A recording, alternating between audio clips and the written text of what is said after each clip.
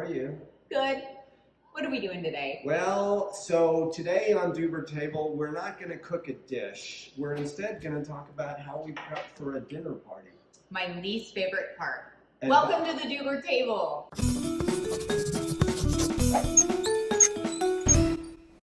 And by we, how much of the prep do you do? As little as possible. So, but let's talk about what we do here. You guys maybe follow my stove? I don't know. Do you follow the Deuber, the Mark Smiltany? First off, we've got some cocktails here. Thank God. What are you drinking? This is amazing, you guys. Tell them how to make this. So this is a mezcal margarita, but it's a mezcal jalapeno margarita. So it's a Deuberita, except we've added jalapenos, and I think we showed that on the video. Yeah, except we substituted mezcal. Let me get this bottle of mezcal. Tequila. It's so pretty. Hang on. Yeah, it's magical. It's How pretty. so good. It's unbelievable. The bottle is So gorgeous. This is hand beaded. We were in Cabo a couple weeks ago, and we brought this home as a souvenir. We got a beautiful 08 Dom Perignon here, so we're gonna have that. So in prep for the dinner party, we need to have some really good quality drinks. Pre-party before the dinner party. So you've heard us use the term mise en place. I think we've given a tour of the kitchen. We do a lot of mise en place. We have these beautiful containers. And people are always asking us where we get these. I get these online from a Japanese restaurant supply company. Sorry, I was trying to make it easy for you. You can probably get them at A Smart. So we like to source our produce. We're gonna plug a bunch of people today. We are not getting anything for these plugs. I pay full price for all of this stuff. So we have some beautiful haricots. These are French beans, which are hard to find at the market where they're really fresh. People made fun of me. They say just get string beans, but in fact, the skins are much more tender. They're much better. We have some beautiful fava beans. Yeah, you can see the beautiful fava bean here. We have some beautiful broccoli here. All of this produce is courtesy of Chef's Produce in Dallas, Texas. Yeah. They're based in Dallas and Houston, and they're a big restaurant supply produce company. And we've been supporting them. I'm sure they're having a tough time with the restaurant business, so we really want to support them. We have some beautiful thyme.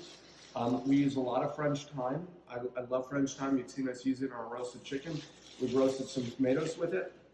So you can see what we've done here. We have blanched vegetables. I think we did a side segment. And it's the royal we, like he has done. Where we talked about blanching vegetables. So we got this produce earlier today. And I blanched some broccoli tops. We blanched some haricots. We blanched the peeled fava beans. Okay, wait, stop. So how long do you blanch these? And blanching means that you boil water, like for people like me. Blanching means you boil water. You boil a large pot of water, salted water, and then you throw your green vegetables. So blanching is for green vegetables. So this one was blanched the longest. We blanched the green beans about 4.5 minutes. So you boil salted water and you put the vegetables in it.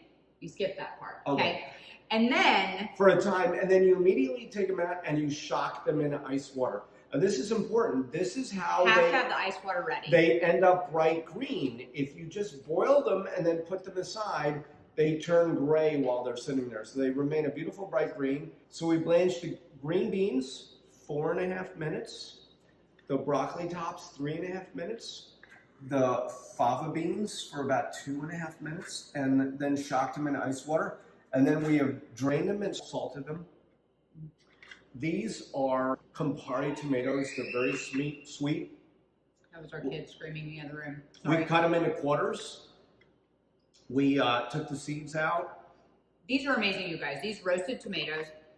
You literally just quarter the tomatoes. Hang on. So I can even do this. You take these little, not really. You take these little Campari tomatoes, okay, and you cut it in quarters. Then you cut the centers out, so the seeds and all the watery stuff is gone. I knew something. I'm just going to share a part. Okay. Okay. Jeez. Awesome. Cut it in quarters, and then you clean out all the seed stuff that has like water and all that. Clean all that out. Make them look like this. Lay them on a silpat or just on a... I don't even do silpat. These I just cooked in this dish. Oh. I just made this many. I just cooked them in this dish. I just laid them on here. Oh, I salt them. It was a mini roast. I put olive oil on them, and I covered them with the French thyme. So you just cover them in olive oil and thyme, and then you put them in the oven at what? 185 degrees, very low oven for about an hour, hour and a half. And they're magical. The sugar concentrates are magical. I gotta take one. I gotta have one. Yeah, have one. Look how so good, you guys. So they're like candied tomatoes. We're going to cover our veg here. Then we got some protein. We have some beef. And people look at my servings and they say, oh my God, you'd starve to death if you ate that little food. We make a lot of courses, so you don't need a lot of meat. And you know, healthy is less meat. So we have little tiny portions of this. Is actually Japanese beef. I got this from Pursuit Farms. It's a new purveyor we found. I love their beef. I didn't know that one. This is a Japanese A5 strip loin. Carrie hates it. It's magical. Magical meat. It is not my jam. But anyway, these are like 2-ounce portions at most, and it's perfect. And then this is a beautiful This I love. John Dory. John Dory is a fish not commonly found in America. I am getting this today from Brown Trading Company. They send us. We have 2 purveyors. I believe this is the John Dory fillet. So the other name for this fish is St. Peter's fish, Sankt Peter fish in Swiss German, and supposedly this is where St. Peter or God put his thumbprint on the side of the fish to give it that mark.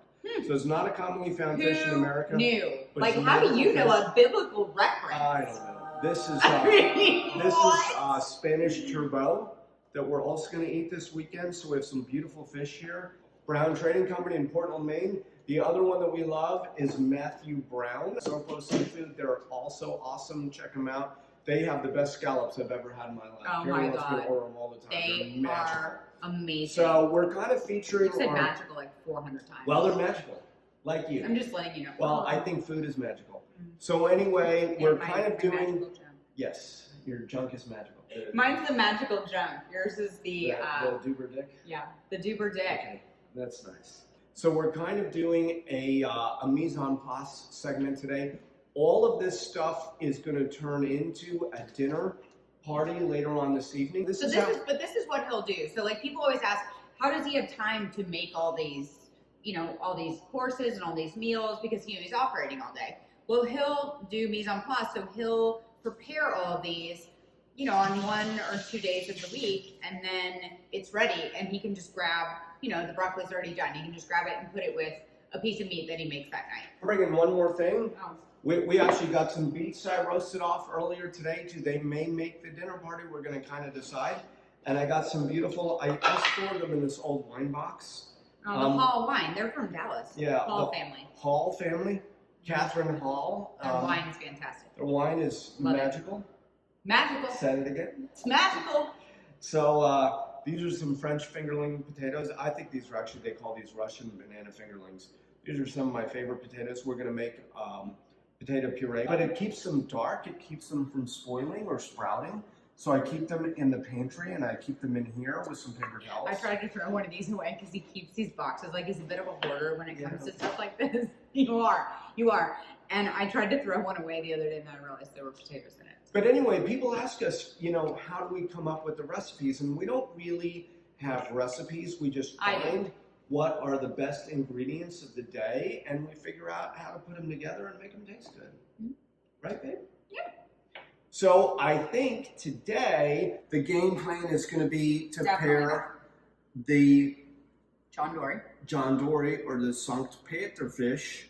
Fish. I'm going to pair that with the roasted tomatoes and the haricot vert and a little bit of salt and olive oil and maybe some lemon zest. And I think it's going to be very light and very fresh and very fragrant, and it's going to be wonderful. We're going to try it. If it doesn't work out, we'll do something different next time. And then we're going to pair the beef with some mashed potatoes, and I have a little bit of horseradish cream left over that we'll probably put with that. And then we'll probably do a vegetable course. And that'll be dinner tonight. So cheers. Let's see how it turns out. Cheers to mise en place. Cheers, baby. Mise en place. And cocktails. Love you. Try it, I guess.